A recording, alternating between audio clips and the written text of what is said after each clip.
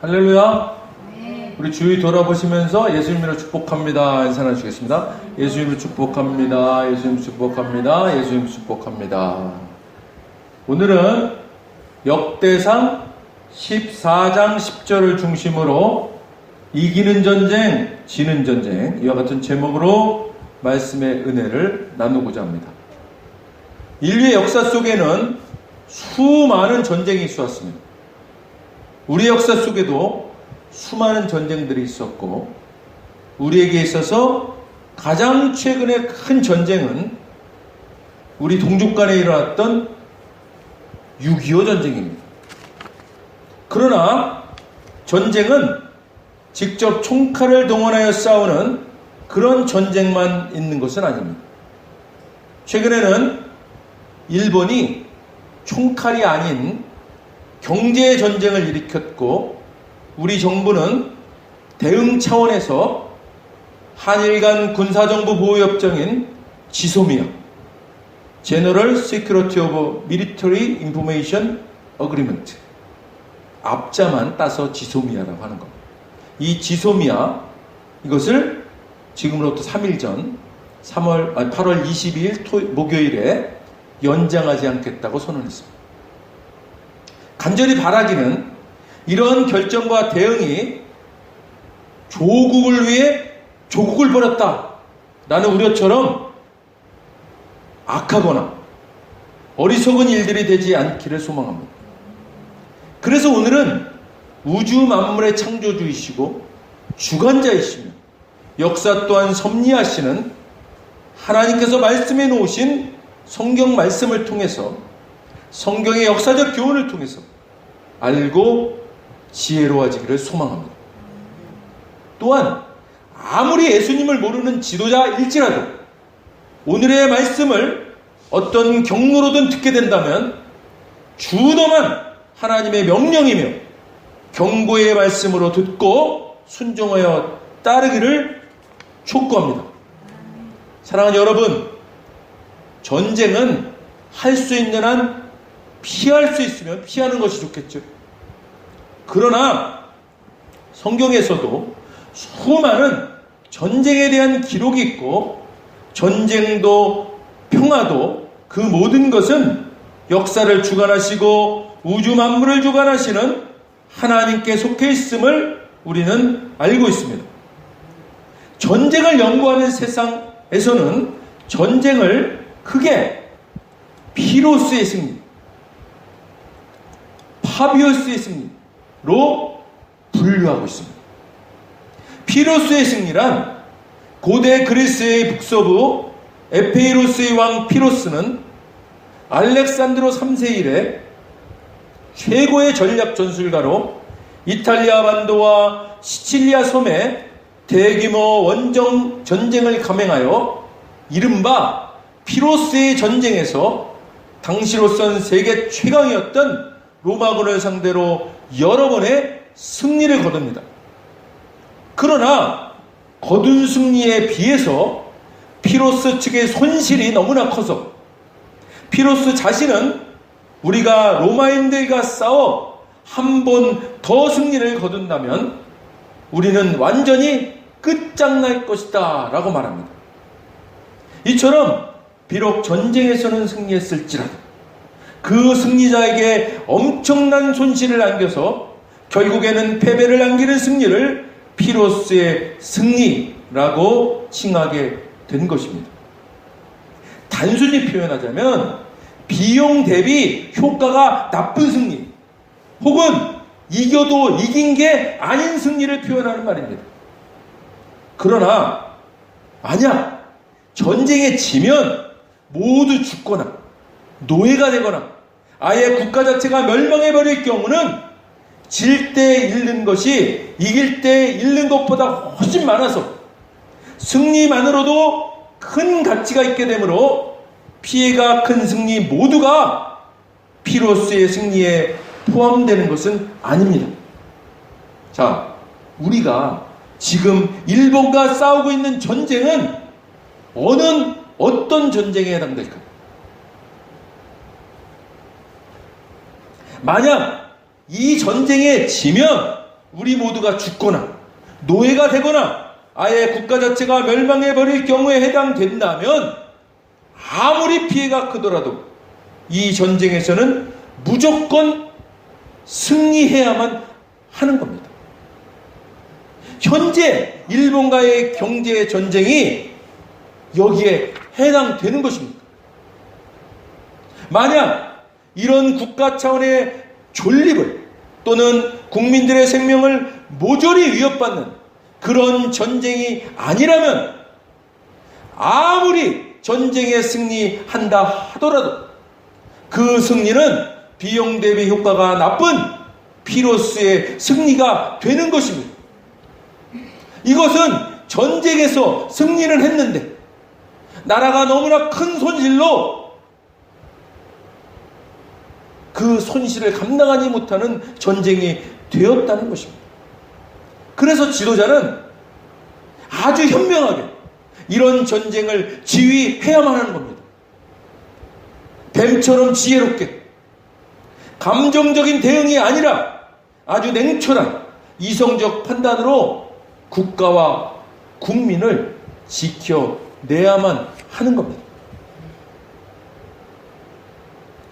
이와 반대되는 개념은 파비우스의 승리라고 합니다. 이것은 싸우지도 않고 승리를 거두거나 혹은 큰 피해를 입었음에도 끝끝내 전쟁에서 이기는 것을 뜻합니다. 만약 북한이 핵 전쟁을 도발해 온다면 그때야말로 어떤 큰 비용과 희생을 치르더라도 반드시 승리하는 전쟁이어야 합니다. 이것이야말로 우리 모두가 죽거나 자유를 잃고 노예가 되거나 국가 전체가 멸망해버릴 수도 있기 때문입니다. 이때를 아무리 큰 대가를 치렀더라도 이 전쟁은 피로스 승리가 아닌 파비우스의 승리라고 말하는 것입니다. 말하자면 피로스의 승리는 전투에서는 이기되 전쟁에서는 지는 셈이고 파비우스의 승리는 전투에서는 쥐되 전쟁에서는 이기는 셈이라고 말할 수 있습니다. 중국의 현자인 오자는 천하가 어지러울 때 5번 싸워 승부를 결정지은 나라는 재앙을 면치 못하고 4번 싸워 승부를 결정지은 나라는 피폐해지고 3번 싸워 승부를 결정지은 나라는 백공국이 되고 2번 싸워 승부를 결정지은 나라는 왕국이 되고 1번 싸워 승리를 결정지은 나라는 제국이 된다고 했습니다. 예로부터 여러 번 싸워 승리를 거둠으로 천하를 손에 넣은 자는 드물고 오히려 망한 자가 더 많았던 이유입니다. 이처럼 세상에서도 전쟁은 가능한 한 하지 않고 승리하는 것이 최선이지만 어쩔 수 없이 꼭 할 수밖에 없는 전쟁이라면 한 번 싸워 확실히 승리하는 것이 좋다고 말하고 있습니다. 사랑하는 여러분, 너무나 쉽고 간단한 이론이지 않습니까? 이런 이론을 몰라서 전쟁에 지는 것입니까? 전쟁이 이론대로 마음 먹은 대로 결과가 나오지 않는 것이 문제이지 않습니까? 세상 사람들이 아주 중요하게 모르는 것이 있기 때문입니다. 그게 무엇일까요? 그것은 전쟁은 여호와께 속한 것이라는 단순한 진리를 모르기 때문입니다. 그래서 오늘 우리는 성경에 기록된 전쟁에 대한 교훈을 통해서 전쟁을 어떻게 결정하는 것인지, 전쟁의 과정은 어떻게 해야 하는 것인지, 꼭 해야만 하는, 할 수밖에 없는 전쟁이라면 어떻게 해야 승리하는 것인지에 대해 나누고자 하는 것입니다. 구약성경 역대서 말씀에서는 다윗이 통일 이스라엘의 왕이 되었다는 소식을 들은 블레셋 사람들이 다윗을 잡기 위해 르바임 골짜기로 쳐들어와 그것을 약탈하기 시작하자 오늘 본 말씀 역대상 14장 10절입니다. 함께 읽겠습니다. 다윗이 하나님께 물어 이르되 내가 블레셋 사람들을 치러 올라가리이까 주께서 그들을 내 손에 넘기시겠나이까 하니 여호와께서 그에게 이르시되 올라가라. 내가 그들을 네 손에 넘기리라 하신지라. 아멘. 다윗은 전쟁을 시작하기 전에 제일 먼저 하나님께 기도합니다. 지금 블레 사람을 공격해도 되겠습니까? 전쟁을 해야 되는지 여부를 주님께 묻습니다. 전쟁은 이렇게 시작하는 것입니다. 아무리 전쟁에 대한 승리의 이론이 전술 전략이 있을지라도 그것들보다 앞서서 행해야 할 것은 이 전쟁을 해야 할 것인지 하지 말 것인지를 전쟁의 주관자이신 하나님께 묻는 것이 우리가 전쟁 시작 전에 해야 할 가장 최우선 순위인 것입니다. 또한 다윗은 전쟁의 시점도 함께 묻습니다. 전쟁의 시작 시점도 물론 우리의 여러 정보 자산을 동원하여 가장 최적의 시점을 찾아야 하지만 그러나 그 시점도 주님께 묻고 주님이 허락하시는 때가 가장 최적의 시점인 것입니다. 다윗은 또한 주님께서 저에게 승리를 주시겠습니까? 묻습니다. 전쟁의 승리 여부도 주님께 묻는 다윗은 전쟁은 여호와께 속한 것임을 분명하게 알고 있는 신실한 종이었음을 알 수 있는 대목입니다. 전쟁에 승리하기 위한 첫째는 바로 하나님께 묻는 것입니다.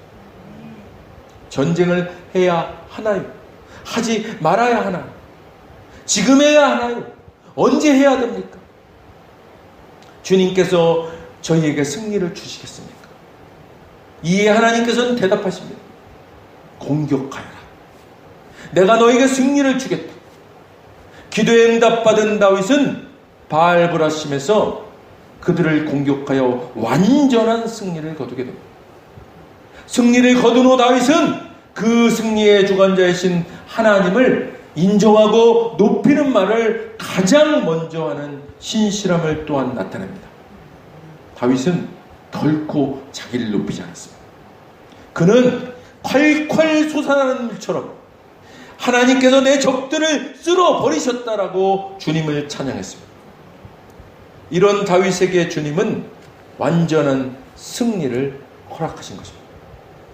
전쟁에 승리했을지라도 결코 자기를 높이지 않은 다윗의 중심을 보신 하나님은 다윗을 전쟁에서 완전한 승리로 이끄신 것입니다.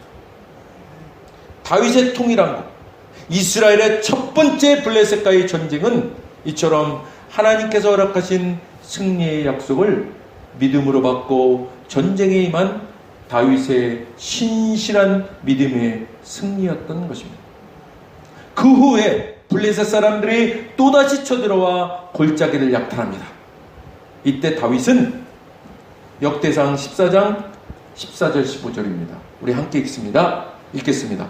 다윗이 또 하나님께 묻자온데 하나님이 이르시되 마주 올라가지 말고 그들 뒤로 돌아 뽕나무 숲을 맞은편에서 그들을 기습하되 뽕나무 꼭대기에서 걸음 걷는 소리가 들리거든 곧 나가서 싸우라. 너보다 하나님이 앞서 나아가서 블레셋 사람들의 군대를 치리라 하신지라. 아멘. 다윗은 또 하나님께 기도했습니다. 사랑하는 여러분, 지난번 전쟁에서 승리를 주신 하나님이셨는데 이번 전쟁에서도 승리를 주시지 않을까요? 그러나 다윗은 또 하나님께 기도했습니다. 하나님 앞에 신실함이란 이처럼 다윗같이 이전의 지식이나 경험이나 확신에 의지하는 것이 아니고 매번 전능하신 하나님께 묻는 것입니다. 기도하는 것입니다. 이번에는 기도하는 다윗에게 하나님께서 이렇게 응답하셨습니다. 이번에는 정면에서 공격하지 말고 그 뒤로 돌아가 뽕나무 숲에서 덮쳐라. 뽕나무 숲 꼭다기에서 발소리가 들리면 그때 공격하여라. 나 하나님이 너보다 두 걸음 앞서가서 블레셋 사람을 쳐 부술 것이다. 이번에는 하나님께서 전쟁의 모든 상세한 전술적인 과정까지도 일일이 알려주시면서 이번 전쟁을 하나님 자신이 직접 주관하셔서 하늘의 군대를 동원하셔서 다윗보다 2걸음 앞서서 이 전쟁을 승리로 이끌겠다고 약속의 말씀을 주십니다. 하나님께서는 전쟁 가운데 이처럼 세세한 전투의 모든 과정까지도 생생히 알려주시는 하나님이십니다. 다윗이 기도했더니 이번에는 이처럼 마치 전쟁을 시뮬레이션하는 것처럼 예행 연습을 할 수 있을 정도의 상세한 과정을 알려주셨습니다. 전쟁은 여호와께 속한 것입니다. 이것을 인정하는 믿음의 표현이 바로 기도입니다. 만약 이런 승리의 원리를 모르는 지도자가 우리의 지도자라면, 그런데 전쟁을 지휘하고 있다면 우리라도 간절히 기도해야 되지 않겠습니까? 그가 기도하는 자로 바뀌게 해 주시기를 위해서. 그래야 피할 수 없는 전쟁에서 싸우지 않고 이기든지 단 한 번만으로 완전한 승리를 거두든지 할 수 있는 것 아니겠습니까? 다윗은 주님께서 알려주신 대로, 명령하신 대로 그대로 따르는 온전한 순종을 행하였습니다. 다윗은 어떤 사람입니까? 수많은 전쟁을 치렀던 전쟁에 아주 능한 용사였습니다. 당연히 수많은 전쟁을 승리로 이끄는 전략과 전술을 가지고 있고 그것들을 잘 적용하고 활용할 줄 아는 유능한 장군이었습니다. 첫 번째 전쟁에서는 이런 자신의 능력을 최대한 사용하여 싸웠을 것입니다. 그러나 두 번째 전쟁인 이번 전쟁은 하나님께서 일일이 작전 계획을 설명해 주시는 그 말씀에 한마디 토도 달지 않고 자신이 쌓아놓은 전쟁의 실력으로 말하지 아니하고 전적으로 하나님께서 말씀하신 방법대로 그대로 따르는 참으로 쉽지 않은 온전한 순종을 행함으로 전쟁에서 완전한 승리를 거두었습니다. 사랑하는 여러분, 전쟁은 여호와께 속한 것입니다. 당연히 승리에 이르게 하시는 분도 하나님이십니다. 전쟁에서 승리하기 위해서 우리가 해야 할 일을 주님은 다윗의 경우를 통해 말씀해 주셨습니다. 기도하고 순종하는 것입니다. 우리의 모든 지식과 실력과 능력과 경험 모두를 내려놓고 주님께 묻고 주님의 이끄심에 순종하는 것입니다. 이와 같은 마음의 중심을 보시고 주님은 우리 개인과 국가의 전쟁을 완전한 승리로 이끄실 것입니다. 할렐루야! 기도하겠습니다. 하나님, 나라가 위중한 가운데 처했다고 여겨집니다. 하나님, 우리가 무슨 힘이 있습니까? 그러나 주님, 하나님의 백성들은 하나님이 계시고 하나님께서 알려주시는 지혜와 지식이 있으므로 우리가 오늘 전쟁에서 이기는 주님의 말씀을 들었습니다. 세상에서도, 세상의 전쟁의 방법에서도 피로스의 승리와 파비어스의 승리라는 그런 이론이 있습니다.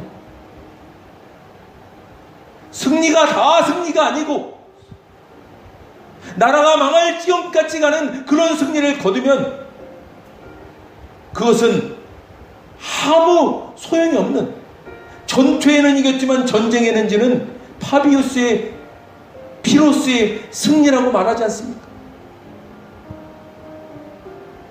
우리가 이제 이런 절제절명의 시기에 이런 세상의 전쟁 이론도 모르는 이런 아버지 하나님, 이런 세상 가운데 우리가 살고 있습니다. 세상도 이런 피로스의 승리를 진정한 승리가 아니라고 말하고 있는데, 하나님, 아버지 하나님, 오늘 우리는 이런 세상에서 말하는 전쟁에 대한 승리, 그것보다 더 중요한 하나님께서 말씀하시는 전쟁에서 이기는 방법, 다윗을 통해 말씀해 주셨습니다. 다윗은 전쟁에 능한 용사였습니다. 전쟁의 여러 경우를 통해서 어떤 전략과 전술을 가지면 이기는지 알고 있는 용사였습니다. 그러나 다윗은 그 모든 것을 내려놓고 주님 앞에 기도에 무릎을 꿇고, 주님, 이 전쟁을 해야 할까요 말까요? 전쟁, 주님 이기게 하시겠습니까? 그러면 언제 전쟁해야 됩니까? 일일이 물어보는 그런 신실함을 가진 왕이었습니다. 이런 왕 때문에 이스라엘은 연전연승했습니다. 아무리 강한 것 같은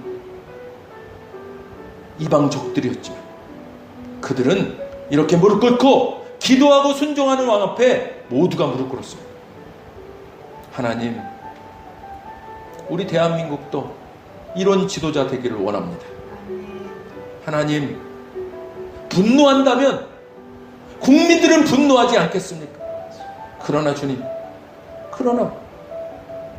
그 분노한다고 같이 분노하는 것이 아니라 정말 냉정하게 국가와 나라를 위해서, 국민들을 위해서 차분하게 감정적으로 대응하지 않고 진정한 승리, 그런 승리를 거두는 그런 왕을 우리는 원합니다. 주님, 주님께서 인도하셔서 지혜롭지 못한 왕이라면 지혜롭게 해주시고, 하나님, 바라옵기는 아버지 하나님, 기도의 무릎을 꿇고 겸손하게 주님께 구하는 그런 지도자가 되기를 소망합니다.